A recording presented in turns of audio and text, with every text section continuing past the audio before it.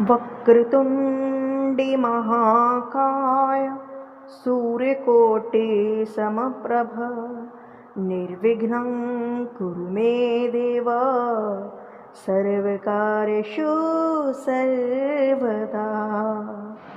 ॐ नमो भगवते वासुदेवाय नमः।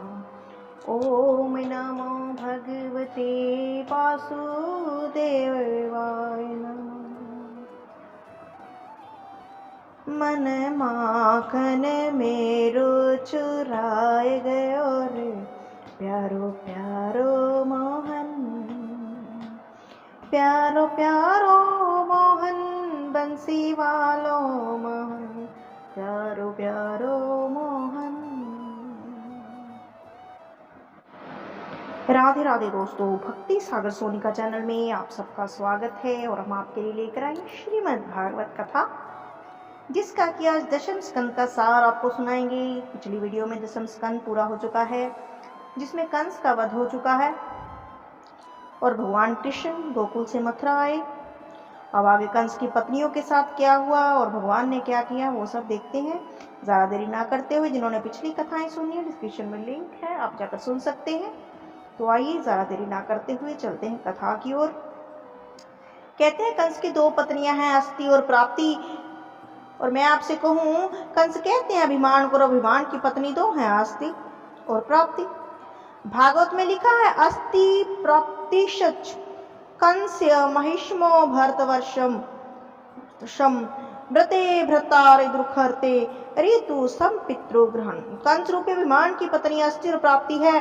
अस्ति माने प्राप्ति माने होगा,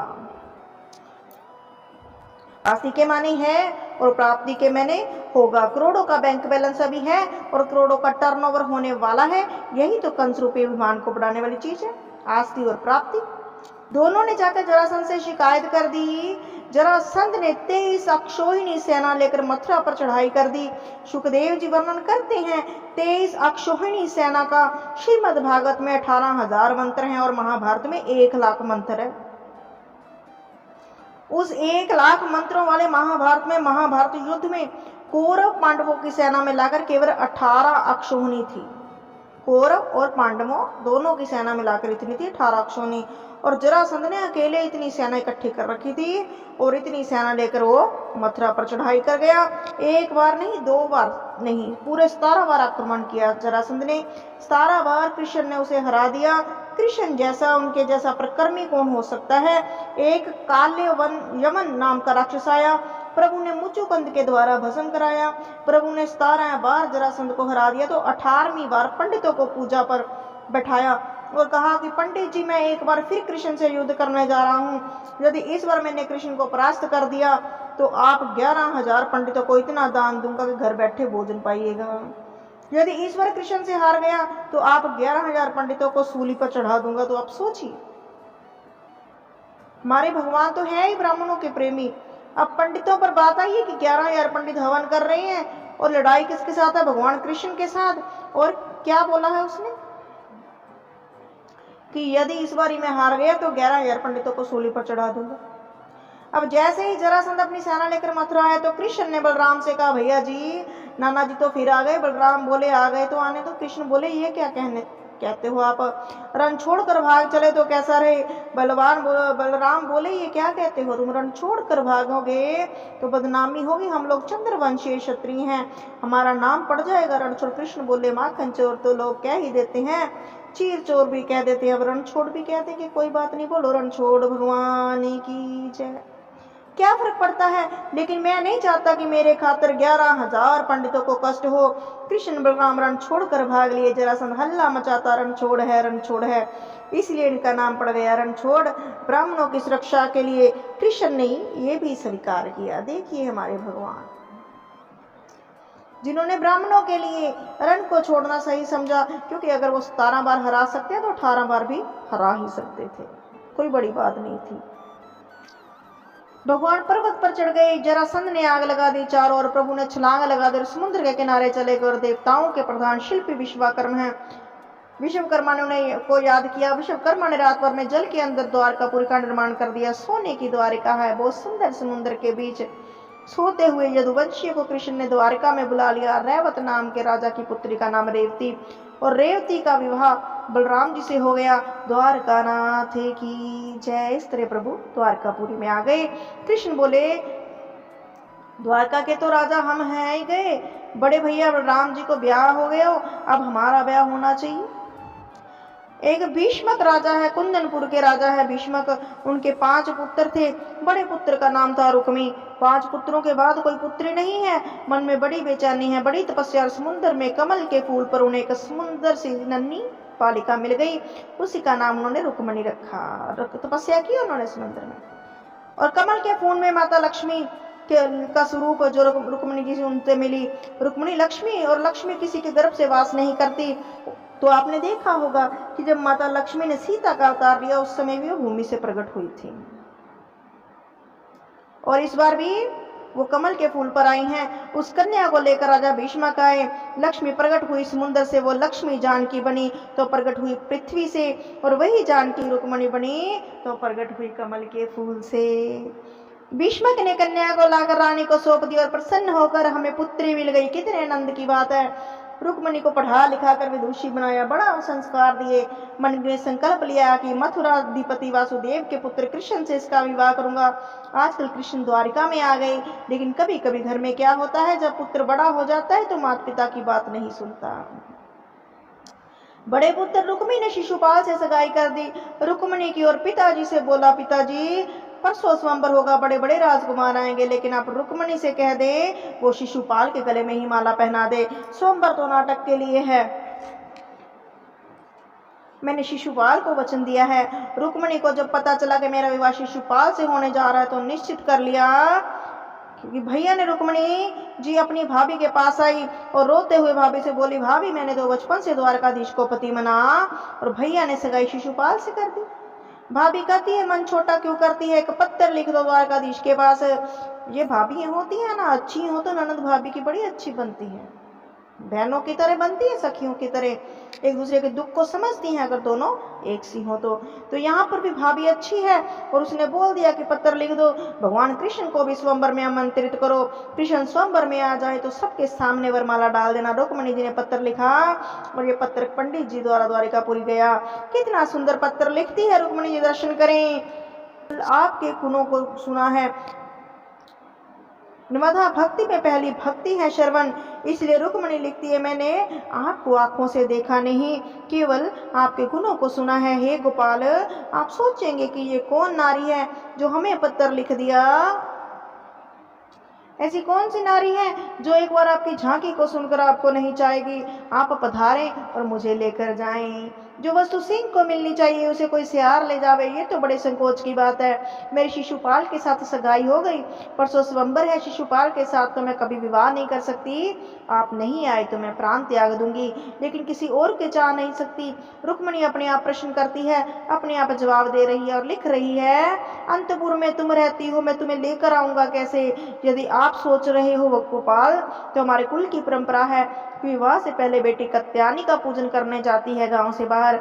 मैं वहां जाऊंगी, आप वहां पधारे, वरमाला पहनाऊंगी, लेकिन किसी और को नहीं जा सकती। पंडित जी ने कहा, पत्र आपने पढ़ लिया, मैं जाऊं। रुक्मणी जी ने कितना सुंदर संदेश लिख भेजा है कि द्वारकाधीश को पंडित जी ने श्री कृष्ण से पूछा, मैं जाऊं। भगवान बोले चलिए ना। पंडित जी को रथ में बैठाकर जैसे प्रस्थान करने लगे, सामने से बलराम जी आते दिख गए। कृष्ण बलराम का इतना स्वागत करते हैं, आदर करते हैं। बलराम को देखते गोविंद के हाथ से घोड़े की लगाम छूट गई। पंडित जी हो गया ब्याह। पंडित जी बोले, क्या हो गया, भैया जी आ गए। संकोच लगता है बड़े भैया से, लेकिन बलराम का कितना प्यार कृष्ण के प्रति। लाला कहाँ जा रहे हो, कहाँ जा रहे हो, अब क्या बोले, जवाब भी नहीं दे सकते। बलराम जी बोले, कन्हैया कहाँ जा रहे हो। बोले, जी वहीं जा रहे हैं। बरोबर है, लेकिन कहाँ जा रहे हो। किसी सेनापति को पता नहीं, मंत्री को पता नहीं, सेना को पता नहीं, आप कहाँ जा रहे हो। कहाँ जा रही हैं जी, वहीं जा रहे हैं।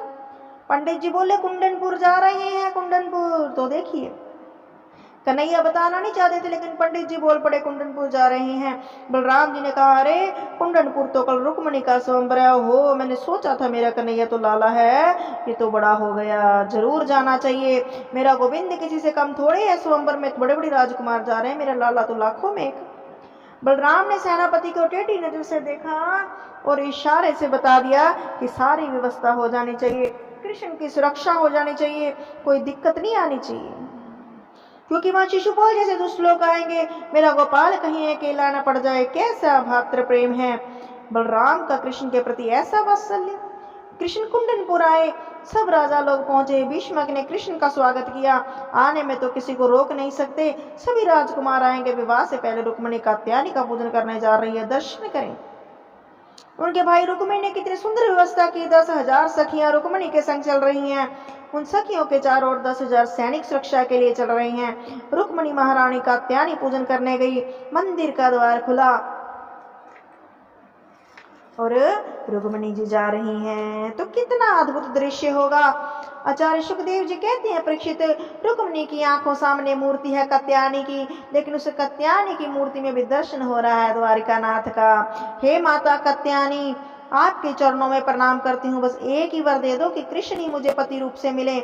इतना कहना था, कात्यायनी के हाथ से पुष्प गिर पड़ा, वाम अंग फरकन लगे। पुरुष की दाहिनी आंख फड़के तो समय सुंदर बात है, और नारी की बाई आंख फड़के तो कोई शुभ लक्षण है। 10,000 सैनिक सुरक्षा में खड़े हैं, मंदिर के पीछे से निकलकर मेरा गोपाल आया। जैसे ही कृष्ण आए, 10,000 सैनिकों ने कहा, कौन है आप, कहीं किससे मिलना है, क्या बात है। एक सैनिक बोला, गले का हार देखो ना, कितना सुंदर लगता है, हीरे का है, कोई राजकुमार मालूम होता है। भगवान सेना के बीच में घुसते जा रहे हैं। एक सैनिक बोला, चरणों की पादुका तो देखो ना, सोने की हैं, इनमें हीरे लगे हैं। एक बोला, पादुका क्या देखते हो, पीताम्बर देखो, बिजली को मात करने वाला है पीताम्बर। एक बोला, भैया इनकी कमर में जो फेंट पड़ी बांधी मुरली लगी है ना, कैसी सुंदर लगती है, बजती कितनी सुंदर होगी। रुक्मिणी जी के पास में पहुंचे तो रुक्मिणी जी ने गोविंद को वरमाला पहना दी। सैनिक बोले, भैया पीताम्बर क्या देखते हो, इनका अपना शरीर देखो, सुंदर शरीर नीलमणि जैसा चमकता हुआ, ऐसा सुंदर पुरुष तो हमने जीवन में नहीं देखा। रुक्मिणी को गोद में लेकर गोविंद रथ की ओर बढ़े।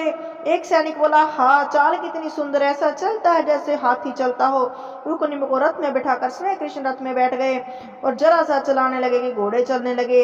एक सैनिक बोला, रथ की ध्वजा पर गरुड़ जी बैठे हैं, गरुड़ की तरह उड़ता होगा, पता नहीं कहाँ से आया था, कितना सुंदर है, श्याम वर्ण की कांति, मुस्कुराता कितना सुंदर है। सभी मोह लिए भगवान ने, हार कितना बढ़िया, पीताम्बर कितना बढ़िया, निहाल हो गए, धन्य हो गए, दर्शन दे गया, अपना बना गया। भगवान के रथ ने तो हवा से बातें की, तेज हो गए घोड़े। बोले, भैया बड़ो आनंद आयो दर्शन करके। एक सैनिक मुस्कुराकर बोला, वो सब तो ठीक है, लेकिन रुक्मिणी कहाँ है, सपनों से बाहर आओ। रुक्मिणी भीतर मंदिर में बैठी है, पूजा कर रही है। मंदिर में देखा तो रुक्मिणी नहीं। अरे भाई रुक्मिणी कहाँ है, मुझे क्या मालूम कहाँ है, दूसरे सैनिक से पूछा। एक सैनिक मुस्कुरा कर बोला, मैं बताऊं कहाँ है, बताओ। बोला, तो ले गया, जिसकी तुम तारीफ कर रहे थे वो तो वही ले गया, हम 10,000 सैनिकों बीच में से रुक्मिणी को ले गया, तुमने रोका क्यों नहीं। बोला, मैं तो मुकुट देखने में लगा था, कोई कह रहा मैं तो चरण में देखने में लगा था। इतनी हिम्मत किसकी कि गोविंद के साथ लड़ ले। कोई कहता है कि पीताम्बर देख रहा था, कोई कहता है कि मुखारविंद देख रहा था, अब तो ले गया। सब भागे, भगवान ने सबको परास्त कर दिया। रुक्मिणी जी के बड़े भाई आए, रुक्मिणी को वहां नहीं देखकर सैनिकों से पूछा, रुक्मिणी कहाँ गई। सैनिकों ने कहा, महाराज वो सांवला सुन आया और ले गया, तुम 10,000 सैनिकों के बीच में से ले गए। सैनिक बोले, एक बार तो हम उसे मारने दौड़े थे, पर वो हंस गया, और हंसने के बाद क्या हुआ ये तो जानने की बात ही बात है। कृष्ण का पीछा किया, रुक्मिणी के भाई ने उनसे युद्ध किया। कृष्ण ने उनको पकड़ कर आधी दाढ़ी आधी मूछ मुंड दी, रथ ने चक्के में बांध दिया। बलराम जी ने आकर छुड़ाया। रुक्मिणी ने कहा, मारना नहीं, मेरा भाई है। भीष्मक राजा ने आकर रुक्मिणी से कहा, बेटा मेरी पुत्री जब 1.5 वर्ष की थी तो मेरे घर संत नारद पधारे। नारद जी ने कहा था कि रुक्मिणी साधारण नारी नहीं, साक्षात लक्ष्मी है, और लक्ष्मी का विवाह नारायण के सिवा नहीं हो सकता। मन की मलिनता को मिटाओ, पुत्र और सुंदर विवाह मुझे अपने हाथों से कन्यादान के रूप में करने दो। भीष्मक के पुत्र ने बात मानी, रुक्मिणी जी को वापस लाए, कुमकुम पत्रिका द्वारका भेजी। बारात लेकर मेरे द्वारिकाधीश प्रभु पधारे हैं। जय जय श्री द्वारिकाधीश, नंद के दुलारे, नंद के दुलारे, यशोदा के प्राण प्यारे। बारात का स्वागत किया गया। कृष्ण के मित्र भी साथ में हैं। बहुत धूमधाम से विवाह हुआ। शांडिल्य मुनि वेद मंत्रोच्चारण कर रहे हैं। सबके मन में बड़ा आनंद हुआ। अब जिसको ये वहम है कि माता रुक्मिणी का हरण कर कर ले गए थे मेरे मोहन और विवाह लव मैरिज हुआ था, तो उनको बताते कि देखिए ये लव मैरिज इसलिए हुआ था कि उसके पिता की उसमें मंजूरी थी रुक्मिणी जी के। रुक्मिणी को बचपन से पता था कि मेरा विवाह द्वारकाधीश के साथ, कृष्ण भगवान के साथ होने वाला है, और क्योंकि उनके पिता ने उनको बता रखा है, सबको पता था घर में। ये तो उसके भाई के दिमाग थोड़ा हो गया इधर उधर, तो शिशुपाल के साथ विवाह पक्का कर दिया। लेकिन जब सब मान गए तो रुक्मिणी को वापस घर में लाया गया और विधि विधान के साथ कन्यादान कर कर शादी हुई थी इनकी। इसलिए जो भ्रांतियां फैलाई गई है कि भगा कर ले गए थे भगवान कृष्ण, वो सावधान हो जाइए। खूब प्रेम से गाया गया। लक्ष्मी स्वरूपणी रुक्मिणी जी को बहुत अच्छा लगा। गोविंद रूपी वर को प्राप्त कर गदगद हो गई। आचार्य श्री सुखदेव जी महाराज कहते हैं, एक बात आपसे कहूं, जो व्यक्ति ज्यादा बढ़ता है वो व्यक्ति जीवन में बहुत ज्यादा प्रगति प्राप्त करता है। उसके शत्रु भी उतने ज्यादा होते हैं। जो जितना ज्यादा उठेगा ना, शत्रु उतने ही ज्यादा होंगे। किसी कारण से ऐसा नहीं कि बिना कारण भी होते हैं। पहले 200 रुपए किराए के फ्लैट में रहते थे, अभी इटालियन पत्थर वाले संगमरमर के महल में रहते, तो शत्रु भी बड़े ही होंगे जितना पैसा होगा। दुख पमे तड़फो मती, सुख फुलो मती, प्राण जाए मगर नाम भूलो मती, मुरली वाले को मन से रिझाते चलो, कृष्ण गोविंद गोपाल गाते चलो। कभी भी मन में को घबराओ नहीं और भगवान का नाम सिमरी जाओ। लेकिन समझदार व्यक्ति कौन है? जो हर परिस्थिति में घबराए नहीं, भगवान का सिमरन करे। प्रत्येक परिस्थिति में एक रस रहने की आदत डालें। गोविंद हमारे साथ हैं, इस बात का निश्चयात्मक अनुभव करें। इससे बड़ी बात जीवन में कोई हो नहीं सकती। भगवान के घर पुत्र हुआ। रुक्मिणी जी ने पहले पुत्र को जन्म दिया, इसका नाम रखा गया प्रद्युम्न। प्रकृष्ट घूमन प्रकाश यस्य प्रद्युम्न।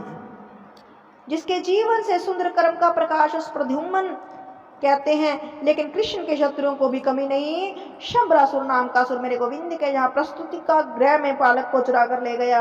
आकाश में जालक बालक को समुद्र में फेंक दिया। मछली बालक को निगल गई। मछुआरों ने मछली को पकड़ लिया, शंबासुर के घर भेज दिया। अब शंबासुर के यहाँ भोजन बनाने का कार्य करती है विद्यावती। उसने कहा तुम ही इस बच्चे को पालो, हम क्या करें। विद्यावती के कान में संत नारद ने आकर कहा तुम्हारी गोद में जो बालक खेल रहा है वो तुम्हारा पति है। विद्यावती कौन थी? जिन्होंने कथा सुनी है या टीवी पर देखी है उनको पता है कि विद्यावती कामदेव की पत्नी थी। और कामदेव को भगवान शंकर ने भस्म किया था जब शिव चासर नयन उघारा, निर्खत काम भयो जरिछारा।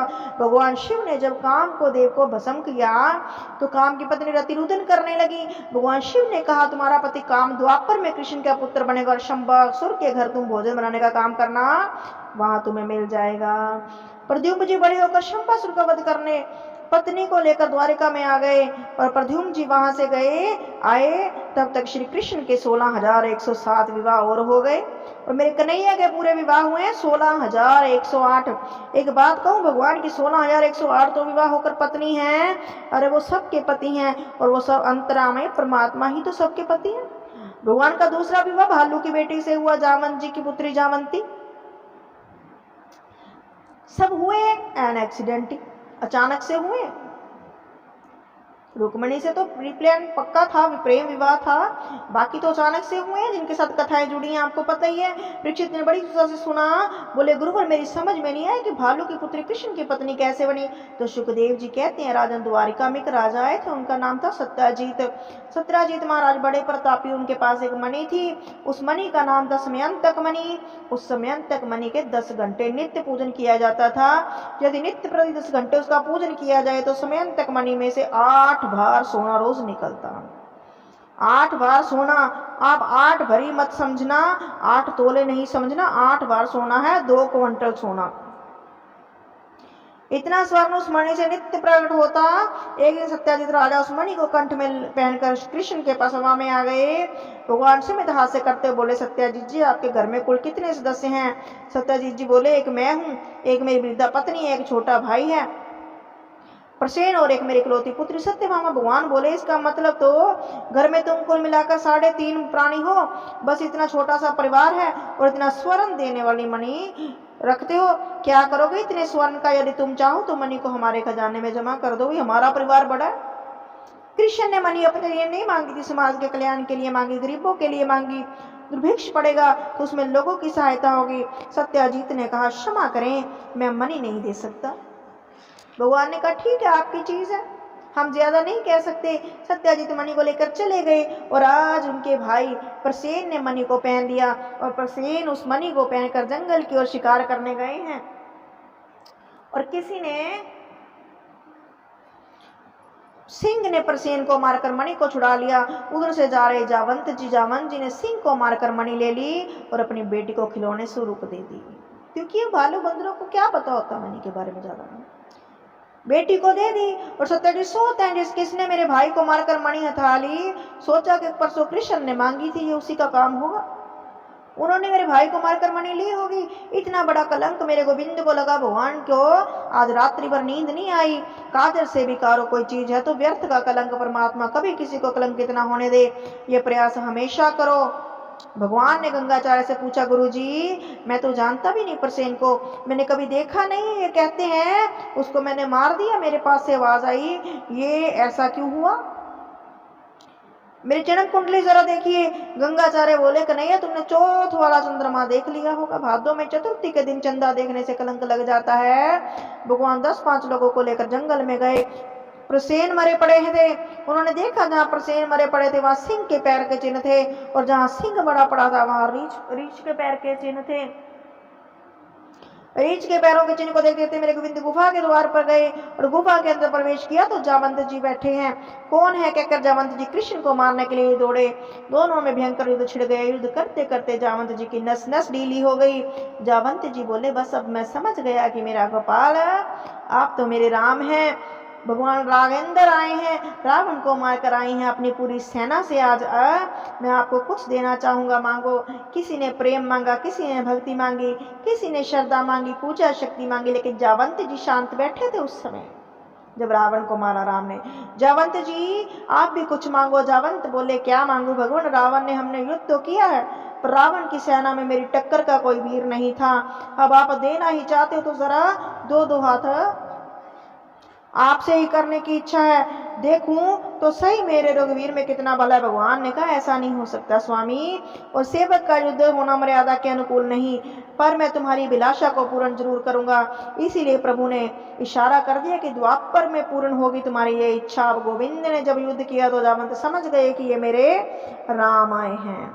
जावंत जी मणि गोविंद को समर्पित करते हुए बोले कि मणि ही क्या मेरी पुत्री भी स्वीकार करो, मैं तो एकांत में आपका भजन करूंगा। जावंत के हाथ पर मणि रखकर कृष्ण को जावंती दे दी और जावंती जी परम सुंदरी थी। भगवान जावंती जी को लेकर आए और सत्याजीत को मणि वापस कर दी। और सत्याजीत को रात भर नींद नहीं आई, मैंने अपने द्वारिका नाथ को कलंकित किया, इतना बड़ा अपराध। अपनी बेटी सत्यभामा को प्रभु को देने की इच्छा व्यक्त की। प्रभु बोले बेटी आपकी हम ले लेते हैं पर मणि नहीं लेंगे, क्योंकि इतना बड़ा कलंक जिस मणि से लगा उसे लेकर क्या करेंगे। और वैसे भी प्रभु को मणि की जरूरत भी नहीं थी, वो तो एक कथा जुड़नी थी, एक लीला होनी थी। भगवान का तीसरा विवाह सत्यभामा से हो गया। भगवान गए पांडवों के यहाँ घूमने के लिए, पीछे से क्रूर जी ने सुधम्बा नाम के व्यक्ति को भड़का दिया और राजा सत्याजीत को मारकर मणि ले ली सुधम्बा ने। पिता की मृत्यु का समाचार सुनकर रोती हुई सत्यभामा हस्तिनापुर गई और वहां जाकर भगवान कृष्ण से बोली आप यहाँ चौपड़ खेल रहे हो, तो मेरे पिताजी को सुधन्वा ने मार दिया, मणि ले ली। ससुर जी की मृत्यु समाचार सुनकर गोविंद सत्यभामा जी के गले लगकर इतना रोए मुझे बहुत कष्ट है देवी, मेरे ससुर जी को मारने वाले को मैं छोड़ूंगा नहीं। सुखदेव जी कहते इतनी जोर से रोए। गोविंद राजा ने पूछा काहे को रोए? बोले पत्नी के पिता मर जाने पर नहीं रोने से सत्यभामा जी बुरा मान जाएंगे, इसलिए रोए। नाटक करने में तो गोविंद सबसे आगे हैं। ऐसा लगा सत्यभामा को कि भगवान बड़े दुखी। सत्यभामा का दुख भी बट गया, लेकिन सुधम्मा को मारने के बाद भगवान को मणि नहीं मिली। बलराम जी बोले घर में देखो तेरे ही पास होगी। कन्हैया बोले अच्छा चौथ का चंदा देखा इसलिए मणि का बड़ा कलंक लगा। श्री कृष्ण क्रूर जी के पास में मणि थी, उनको मिल गई। क्रूर जी को प्रभु ने दंडित किया, ये मणि आप ही रखो, 10 घंटा नित्य प्रति सेवा करो, लेकिन जितना स्वर्ण से निकले वो तोल तोड़ कर हमारे खजाने में दे जाना। भगवान अर्जुन को लेकर घूमने जा रहे थे वन में, वहां जाकर सांवली सलोनी नारी को देखा। यमुना के किनारे परम सुंदरी स्त्री बैठी रो रही है, समाधि धारण किए बैठी। अर्जुन ने उस स्त्री से पूछा कौन है देवी? निर्जन वन में क्यों रो रही हूँ, अकेले क्यों बैठी हो? स्त्री ने कहा, मैं सूर्य पुत्री हूँ, यमराज की बहन, मेरा नाम है कालिंदी, जिसको यमुना जी बोलते हैं। कृष्ण को पति रूप में वर्ण करने के लिए मैं तपस्या करती हूँ। अर्जुन बोले, वो तो मेरे साथ रथ में बैठे हैं। अर्जुन ने यमुना का हाथ कृष्ण के हाथ में सौंपकर का मंत्र पढ़ दिया। भगवान का चौथा विवाह कालिंदी के साथ हो गया। अब विंद और विंद नाम के राजा दोनों भाई हैं। दोनों की परम लाडली बहन का नाम है मित्र वृंदा। परम सुंदरी पांचवा विवाह मित्र वृंदा से हुआ। नगनजित नाम के राजा, उनके यहाँ 7 बैल हैं, बड़े बलशाली हैं। ऐसे प्रक्रम के मनुष्य से भी ज्यादा बुद्धिमान राजा ने कहा, जो उन 7 बैलों के नाक में एक 7 नकेल डाल दे, उनको मैं अपनी बेटी दे दूंगा। कृष्ण ने ऐसा किया और छठा विवाह हो गया नगनजिती के साथ। इनका नाम सत्या भी है। एक राजा देवी नाम की प्रक्रम स्त्री है। राजा संभालती है समय राजा देवी की पुत्री का नाम है भद्रा। 7वां विवाह भद्रा के साथ हुआ। मध्य देश के राजा की बिटिया का नाम है लक्ष्मणा। 8वां विवाह कृष्ण का लक्ष्मणा से हुआ। और प्रकर्मी राजा है भौमासुर, जो देवी से उत्पन्न हुआ है, इसलिए उनका नाम भौमासुर है। भूमि से उत्पन्न हुआ था वो। भौमासुर ने अपने बल का दुरुपयोग किया। कभी कभी व्यक्ति धन का दुरुपयोग करते हैं, अपने बल का दुरुपयोग करते हैं। मैंने कहा था, यदि विवेक साथ में नहीं हो तो ध्यान ऐश्वर्य व्यक्ति को बिगाड़ देता है। विवेक तो साथ में होना चाहिए। भौमासुर ने अपने बल का दुरुपयोग किया और बड़े बड़े राज्य घरानाओं में से जाते हुए राजकुमारियों का हरण करके ले आता। संकल्प कर लिया कि जब 20,000 हो जाएंगी तो एक साथ विवाह करूंगा। अब 16,100 राजकुमारियों को उसने बंदी बना रखा है। भगवान के पास सूचना गई। देवताओं ने कहा, क्योंकि देवताओं की माता अदिति के कुंडल और वरुण का छत्र भी उसने चुराया था। भगवान सत्यभामा के साथ लेकर भौमासुर के पास गए। बड़े विचित्र युद्ध उसके साथ में छिड़ गया। भौमासुर कृष्ण के हाथों मारा गया। मेरे प्रभु ने भौमासुर के कारागार में प्रवेश किया तो कारागार में 16,100 राजकुमारियों को देखा। मेरे गोविंद के नेत्र सजल हो उठे। सोचने लगे कि अब ये राजकुमारी कहाँ जाएंगी। सोचिए, एक रात भी कोई लड़की किसी पराये आदमी के घर रह आए, चाहे वो कितनी भी पवित्र हो, ये दुनिया उसको छोड़ती नहीं है। और ये तो फिर राक्षस है।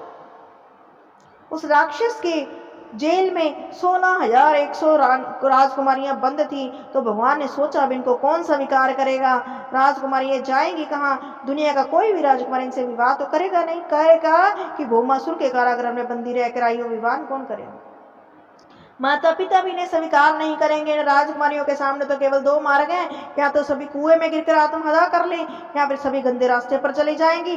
भगवान ने उन राजकुमारियों से कहा, तुमने मन में कोई अन्यथा विचार नहीं किया हो तो मैं आप सबको अपनी पत्नी में रूप में स्वीकार करता हूँ। मेरे गोविंद ने उन 16,100 राजकुमारियों को सिर्फ उद्धार करने के लिए एक ही मुहूर्त में विवाह किया। यदि कृष्ण ऐसा नहीं करते परीक्षित, तो बताओ समाज में कितनी बड़ी विकृति पैदा हो जाती। वो राजकुमारियां तो धन्य हो गई, कृष्ण ने पत्नी रूप में स्वीकार किया। मानवीय गुणों से जीने का अधिकार प्रदान किया भगवान ने। द्वारिका में आ गए। बड़ा सुंदर परिवार है, बड़ी शांति है। भगवान के इतने विवाह। 16,108 का मतलब है वेद में 3 कांड हैं। ज्ञान कांड के 4,000 मंत्र हैं, कर्म कांड के 80,000 मंत्र हैं और उपासना कांड के 16,000 मंत्र हैं। तो उपासना कांड के परमात्मा के समीप चले जाना ही उपासना है। तो ये उपासना के 16,000 मंत्र थे जो उनकी पत्नियां थी। 16,000 वेद के उपासना कांड के मंत्र हैं, वही कृष्ण की 16,000 पत्नी हैं।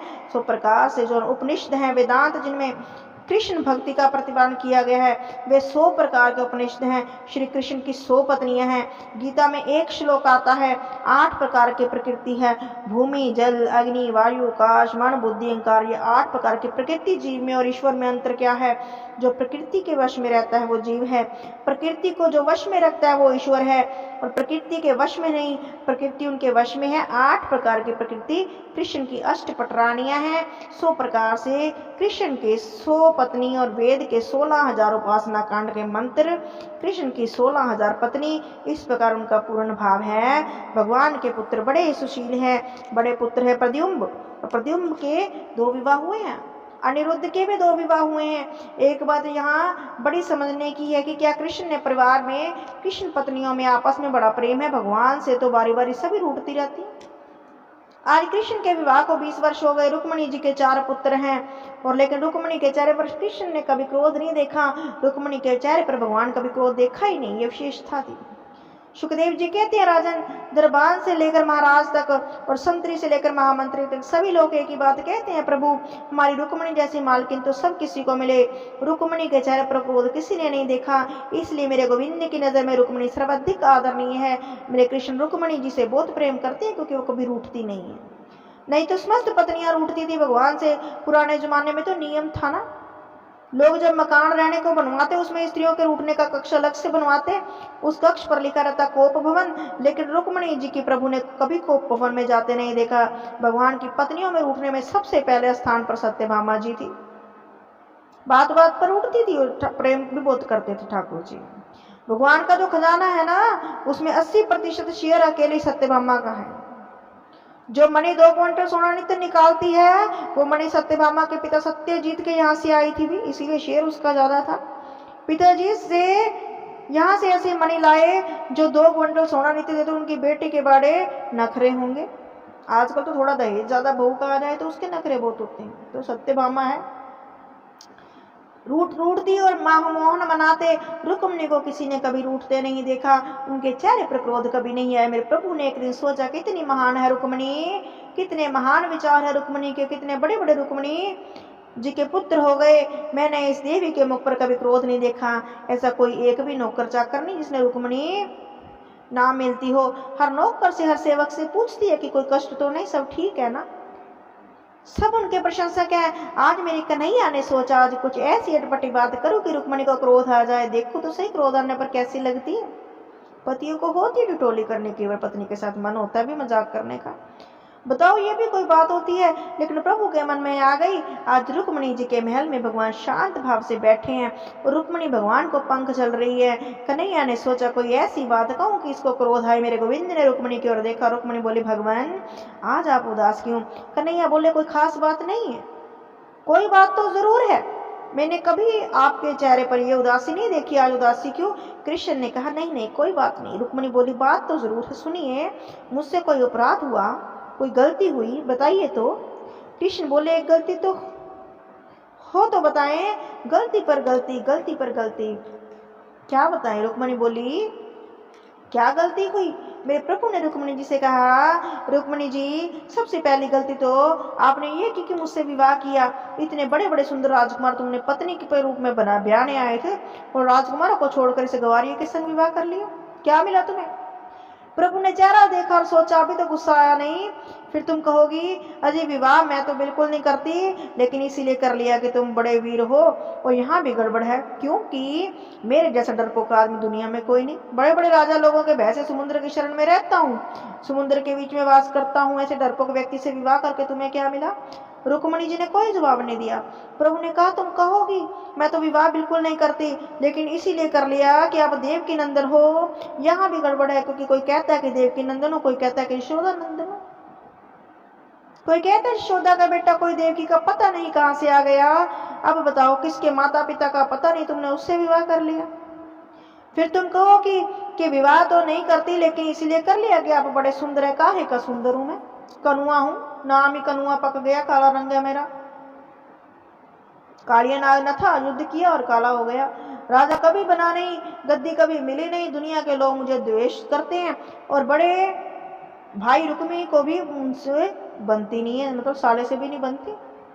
इतनी बातें कहने के बाद भी रुक्मिणी जी को क्रोध नहीं है, तो कन्हैया बोले, तुम कहोगी मैं तो विवाह बिल्कुल नहीं करती, लेकिन इसलिए कर लिया कि आप बड़ाई सुनी थी।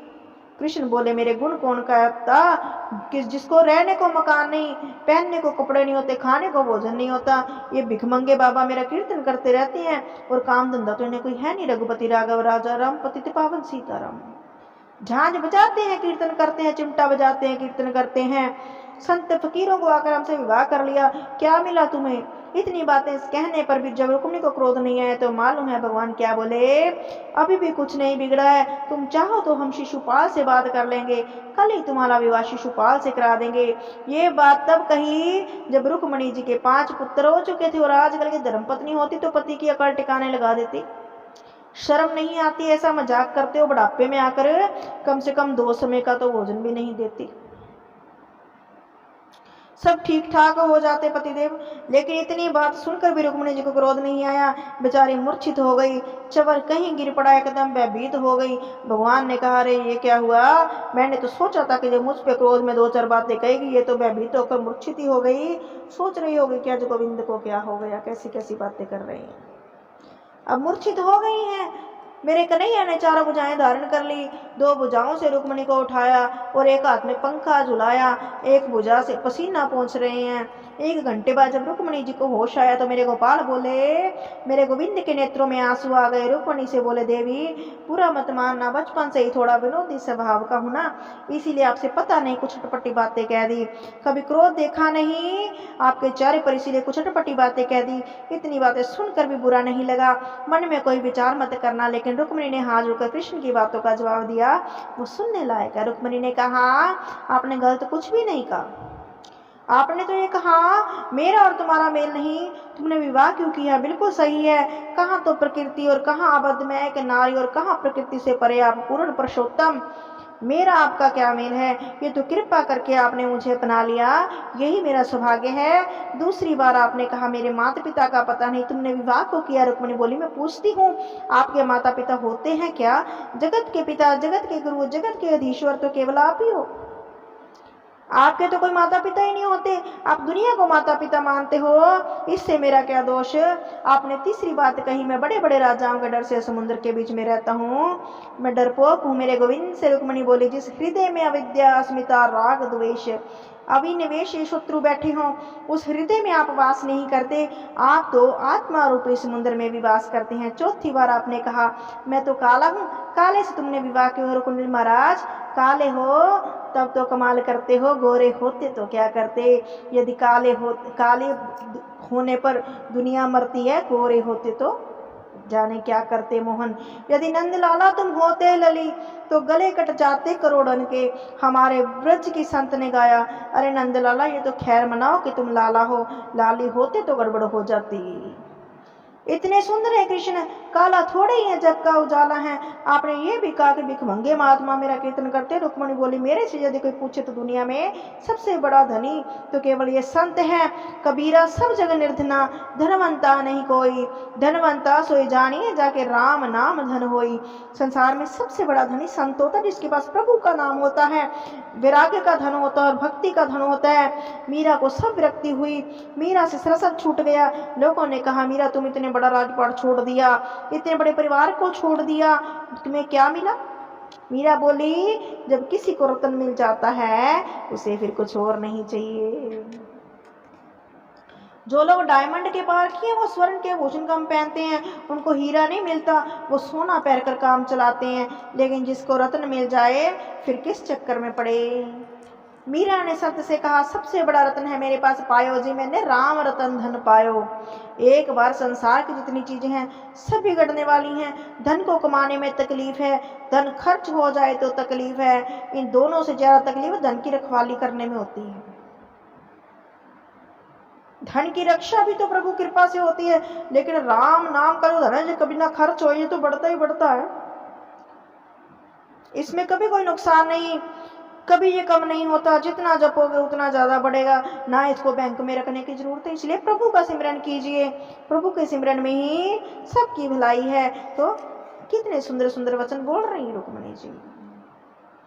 रुक्मिणी कहती है कि संतों के पास आपके नाम का खजाना है, आपके नाम का भंडार है। यदि उन संतों ने कि श्रीमुख से आपके नाम की महिमा को सुनकर मैंने आपको पति बनाया, इसे आप मेरी गलती मानते हैं तो संसार की माताओं से निवेदन करूंगी, गलती तो सबको करनी चाहिए, जिसे गलती से गोविंद मिल जाए उसे और क्या चाहिए। भगवान ने कहा, देवी इन्हीं बातों का तो परिणाम है, मेरे हृदय में तुम्हारे प्रति अद्भुत प्रेम है। सुनकर रुक्मिणी जी के मन में परम आनंद और प्रसन्नता हुई। सुखदेव जी कहते हैं, परीक्षित भगवान के पोते जो अनिरुद्ध जी हैं उनके भी 2 विवाह हुए हैं। और अब आगे की कथा आपको अगले वीडियो में सुनाएंगे। आज के लिए इतना ही, जिसमें हमने भगवान श्री कृष्ण के विवाह के बारे में, 16,108 रानियों के बारे में बताया और अब पुत्रों के बारे में बताएंगे आगे। तो आज की कथा को यहीं पर विराम देते हैं। जय श्री कृष्ण, जय श्री राधे। जिनको हमारी कथा अच्छी लगी हो लाइक सब्सक्राइब शेयर जरूर करें, कमेंट बॉक्स में जय श्री कृष्ण जरूर लिखें। राधे राधे।